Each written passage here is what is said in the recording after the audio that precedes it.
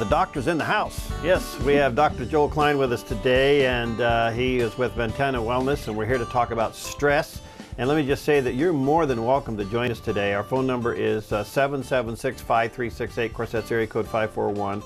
776-5368. If you are outside the immediate area, you're more than welcome to join us at 1-800-363-5368 and be a part of the conversation. And if you want to remain anonymous, we'll respect that request as well. But take advantage. You don't have to wait in line. You don't have to make an appointment. You can talk to the doc right now. Joel, nice to have you with us, buddy. Good to see you. You know, the whole subject of stress, I just don't know anybody that's not suffering with it. Right.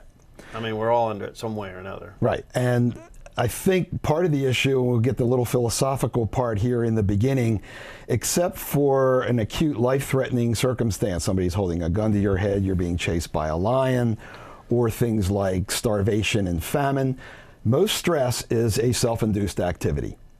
It is our own choices and our own reactions to what we're being presented with. And I think if we really look at it, it comes from two varieties, anger and fear.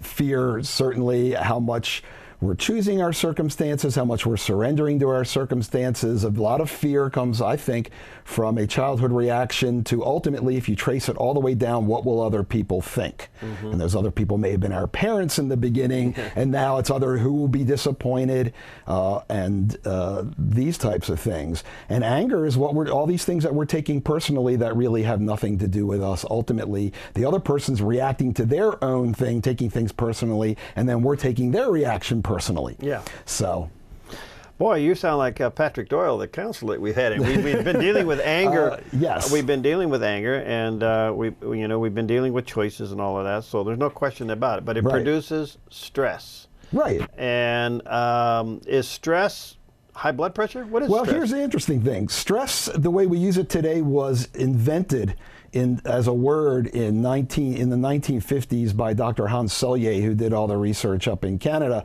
initially with mice and rats, then with people.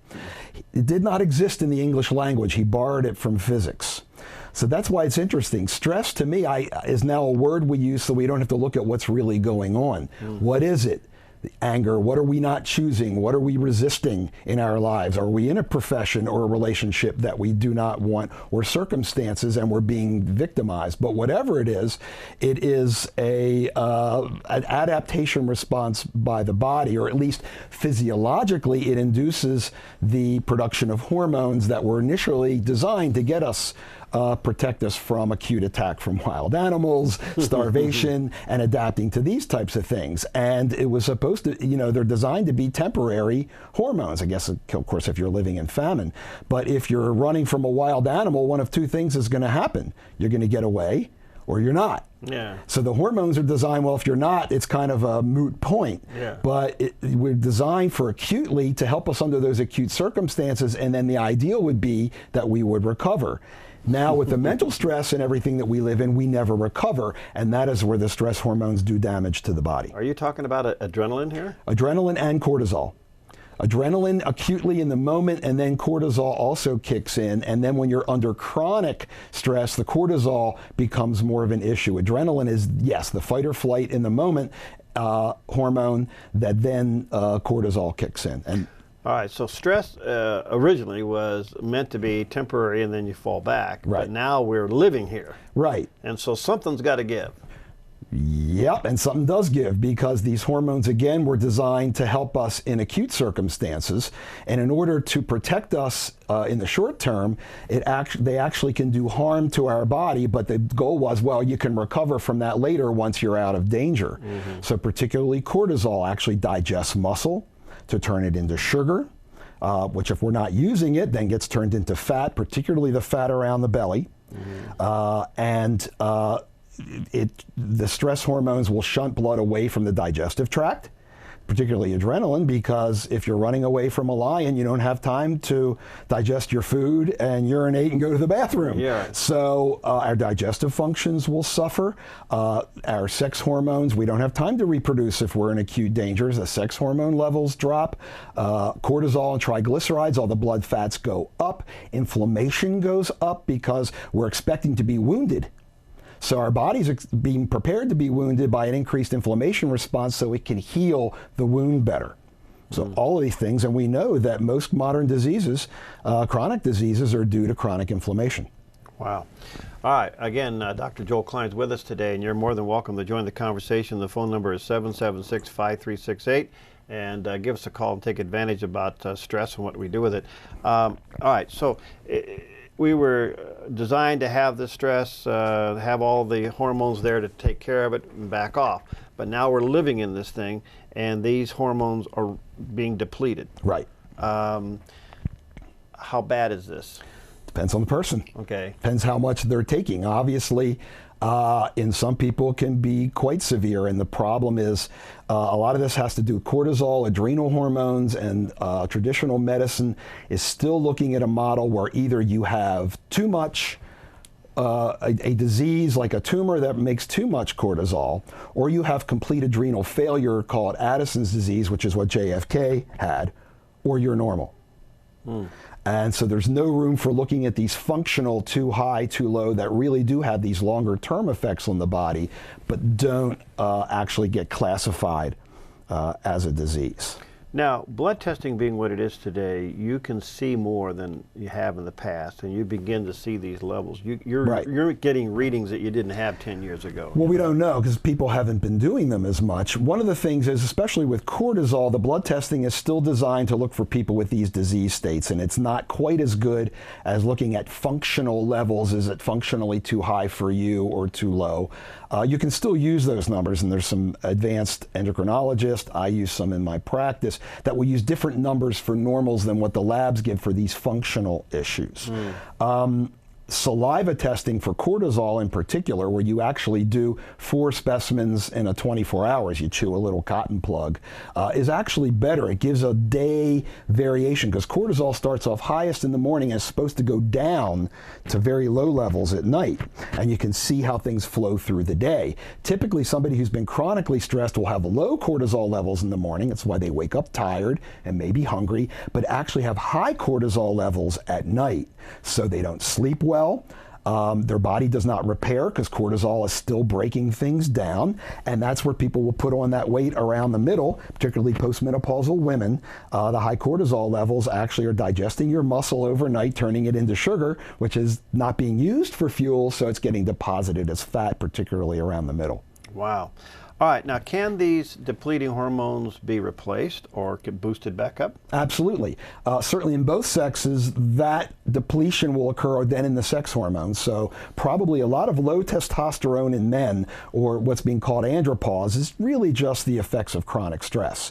It's not age per se, I believe. It's not, we aren't designed to be like this, but this is after decades of accumulation, things become depleted. Certainly in women, I believe this is the major cause of why women need menopausal hormone replacement. Because it's the adrenal glands, our stress adapters that are programmed to make those hormones after menopause. They don't have enough reserve to do that. So hormone replacement in women and men be beneficial. In really severe cases of adrenal depletion, chronic fatigue patients, and these are Jacob Teitelbaum's protocols, and also Dr. William Jeffries was an endocrinologist, and I will use sometimes actually prescription hydrocortisone in those patients. And it's not like giving people high-dose steroids that everyone is afraid of all the side effects of those, and that can be a lifesaver in the right people. Most people, to do the adrenal and the cortisol and even the adrenaline, a number of herbal and nutritional supplements can be helpful along that. Although again, if the underlying engine isn't taken care of, you're going to have trouble making headway. So they really need to both complement each other. You know, this has become a big issue. More and more doctors and people are dealing with it. Hadn't been the case for quite a few years. I think people like you and Nisha have been the leading edge of pushing some of this stuff and getting this information out to people. But now we're beginning to see some of these hormones supplements being offered over the counter. Right. And I don't know if the quality and the count is there. If it's true hormones. Now, progesterone cream in women that can be sold over the counter, that's okay. The other ones, estrogens, you cannot get over the counter. You cannot get testosterone. That is now a controlled drug by the FDA, like a narcotic. You get herbal things. Now, you have to always be careful how things are advertised or boosted or promoted in that way, because they can make exaggerated claims, certainly, about a lot of them. But the actual hormones mostly need prescription, except for the progesterone, and I think that's okay if someone has milder symptoms. With women, you'll have premenstrual irritability, some of these things, but if it's not working, then they usually need a prescription form. All right, let's go to Frank. Hi, Frank, you got a question about inflammation reduction? Yes, good morning. Yeah. Dr. Klein, I had a C-reactive protein test, which was pretty high, and I suspect that I have a lot of chronic inflammation and suffer with a lot of pain. I was just wondering what types of things could I do to maybe reduce some of that inflammation. Inflammation, in addition, this will probably be another whole talk. Well, actually, I think we talked about this last time, Perry. Food allergies, an inflammatory type of food allergy, gluten being number one on the list, dairy, corn, and soy for some people promote inflammation. Certainly the sex hormones do. And just plain sugar. I had a gentleman who had a CRP of 6, which is considered high risk, and his previous doctor wanted to put him on Lipitor, and he didn't want to do that, but then he had an epiphany, maybe he should stop drinking these 2 to 3 sodas he drinks every day. And with stopping the sodas, his CRP came down to 1.2, which is a very acceptable level. So just sugar, excessive flour products by themselves, in addition to the stress, but sometimes it's the food allergies, and I would start with gluten if there's an issue with it. All right. You know, I think I feel it more in fatigue. When I get really stressed, I just want to go take a nap. I just want to go snooze somewhere.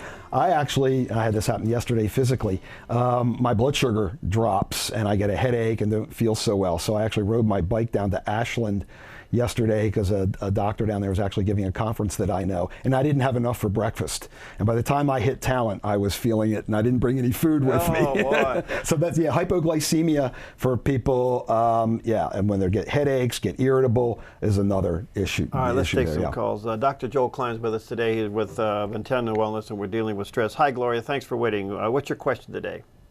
Yes, I lost my husband a year ago, and I went through a lot of stress. I'm getting better. I've been going to the Nazarene Church, and the people there are amazing. It seems to me like if I get around a lot of people, it seems like it really helps. Of course, yes. And each of us have to look at what are those things that feed us. I'm sorry, go ahead, Gloria. I have a big family, and that helps. Right. You know, my kids are there for me, and it's wonderful. I was wondering, my husband and I used to volunteer out at the Veteran Dome. I wonder if maybe I should do that again, or volunteer, something to keep me busy. Good question. Sure. I mean, if that was I'm getting better, but I just wonder if it'd be better. I'm a people person, good. And so I just thought maybe it would be nice if I just take in something in my life that would help other people. Good stuff. Absolutely. Fill my stress, my high blood pressure, get down to where I used to be. Good. Sure. And as we know, when we're serving others, we're not paying as much attention on thinking and worrying about our own situation. I always like Mark Twain's old quote, who said, when he said, I've had a lot of worries in my life, most of which never happened. Yeah. So absolutely, anything that feeds you, connecting with people, all of those things, of course, this is serving the heart, especially in grief, so giving there, very important. All right. Hi, Shirley. You're on the air with Dr. Klein. Go ahead. Yeah. I have a question. It's my understanding the longer you're exposed to, estrogen in general in your lifetime, early menses, late menopause, blah, blah, blah, the increased risk of breast cancer. So could you address adding to postmenopausal women estrogen supplement, and is there an increased risk of breast cancer in your view? So far, we haven't seen increase in breast cancer. In the big study, the women who were just on the estrogen did not get more breast cancer. In this study that was released 10 years ago, it was the women who, because they still had a uterus, were taking the estrogen and the artificial progesterone. And there's more and more evidence that the artificial progesterone is the problem there. As far as, yes, women who've been exposed to more, I think it's a much bigger question than that. And although I only give estrogen if people really need it, for hot flashes and vaginal dryness, these types of things, because progesterone can get turned into estrogen by the body. But so far, when we've studied estrogen replacement, and again, when we talk about bioidenticals, that's a whole nother conversation, because the research is not done quite on those, because the people who do the research are not looking there. They're looking at pharmaceuticals. But Right. so far, we don't have evidence that there's more breast cancer from the estrogen. And there are a number of studies of different ways I could talk about that make it look like the artificial progesterones that are used are actually may be more the culprit. All right. Okay. Thanks, Shirley. Thanks. All right. Hi, B. You're on the air with Dr. Klein. Go ahead. B, are you there? Oh, Yeah, go ahead. sorry, I thought you were talking to somebody else. No, you. Okay. About a year ago, when I was under a lot of stress, I was able to lose a lot of weight. But in this past year, it's just the opposite. I'm not skinny anymore, but I'm not obese. Is that one of those hormone questions? Absolutely. You lost weight in a very unnatural way, and you were actually your body was under more stress as though it was in famine. So your body shut down its metabolism to conserve hormones, or conserve calories, I should say. And then later on, you had a rebound effect from that, and probably that's a cortisol effect where the weight's being put around your middle, I would guess, right? Yeah. Yeah. Yeah, it's I'd rather actually you have it lost the weight other in an way. unnatural way, and now your hormone system has rebounded. It's still under a lot of stress. I'd rather have it being where it affects me where I can get skinny. Right. Yeah. Okay. Thanks, B. Thank you. Bye-bye. Bye-bye. What does stress do to our heart? Well, certainly adrenaline over time stresses the heart. Adrenaline makes it beat harder, beat faster. You know, there's one theory that we're only allowed so many heartbeats in life, so that's why elephants live very long. Don't know that that's necessarily true, but certainly there is stress put on the heart muscle. And then again, heart disease, from what we can really tell, inflammation may be more at the root of coronary artery disease than cholesterol. So the inflammation engendered by all of this was a major contributor to heart disease. And in fact, there was a researcher at my medical school back in the 70s published a book where he showed that if you controlled for all other factors, married men had less heart disease than single men. Really? And his theory was because married men were happier than single men. Wow. Now, we all know that may not necessarily apply to women, but that was his thesis. All right. So getting your cholesterol checked certainly is an issue. It's an issue, but this is what I will talk about in town here next month and all that. It is not nearly as much as what people have been led to believe. It is not the cholesterol by itself. And if you look at other issues, it shows that treating people with statin drugs for just high cholesterol who don't have heart disease has a very minimal impact. Is stress a stroke contributor? Absolutely, because again, adrenaline, the stress hormones, both adrenaline and cortisol, raise blood pressure. And if blood pressure, and acutely, again, if you're running from the wild animal, that's helpful. Chronically, long term, it puts a lot of pressure. Your vascular system undergoes changes that can make it easier for you to have a stroke, yes. All right, so what about supplements in handling stress? I mean, I know a good exercise is great. Right. If I didn't work out, I'd probably blow the top of my head off. You Right, know? exercise and then calming, the meditation, doing the other work, particularly for adrenal hormones, for cortisol, herbal things that have been used for millennia have been found to be, depending on what you use, both helpful, especially if you're in that stress pattern where it's low in the morning and high at night. There are certain herbs, licorice, ashwagandha, rhodiola, other herbs that are used to help boost or adapt cortisol in the morning. And then there are these calming herbs, passion flower, lemon balm, valerian, that help bring it down at night. And at Ventana, we actually have something called the stress box, which is we have a morning herb supplement for helping to elevate cortisol a little bit, and an evening one to help bring it down. Wow. All right, somebody knows they're stressed, and what's the first thing they should do? Should they come to you and get a blood test? Well, if you're certainly worried about the physiologic effects, that there are other hormones, there's other damage being done, absolutely, we need to look at that. And we can see what's been done, see what kind of support is being needed. Is your body showing obvious signs of damage right now and hormone depletion that we can work on? Inflammation markers, was the gentleman who called about CRP. Yeah, these kind of issues, yes. All right, now you're a medical doctor. You're dealing obviously with the physiological part of this problem, but I heard you earlier say that a lot of it's emotionally driven. Where does faith come into this? Completely. If you're in complete surrender, you're not worried, you're not angry. This is why we have, and the saints may have been exceptional, but we all have this ability. St. John of the Cross wrote ecstatic love poetry confined to a 6x6 cell. So faith actually will undo all of it when properly practiced. However, we also get to tell the truth about where we are in that moment and our abilities to surrender. Yeah. We get to forgive ourselves in that, and that's also part of God's plan. And that may require us doing these other things physically to help us along while and we're that's doing stewardship. Yes. That's stewardship. Right. While we're continuing on our spiritual path. Okay. Sugar, the enemy to stress? It's one of the biggies. So just cut it out? I mean, yeah. I mean, and then if you really need it, then I would suggest that, again, the sweetness there is something missing from your life. So like B was talking about, what are the things in your life that will nurture and nourish you so that you're not craving sugar to replace that? And that is? Serving others, I mean, I got honey in my tea. Yeah, that's right. Creative, whatever those abilities are. Now, in the meantime, if you want your sweetener, there are some natural sweeteners. Xylitol, which sounds chemical to people, but it's actually extracted from corn and birch trees, does not do the same thing. And the herbal sweetener, stevia, those things don't have the same effects that sugar does. So those are the ones I recommend for folks.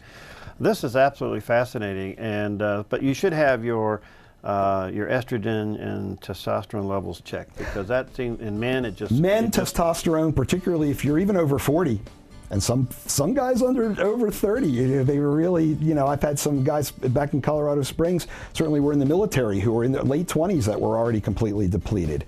Peri or postmenopausal women, particularly if you're having symptoms, whether it's hot flashes, whether it's bleeding changes for the period, either heavy, irregular, all of these types of things, and certainly the menopausal brain fog in particular is huge. The concentration, memory, all those issues are all hormonal.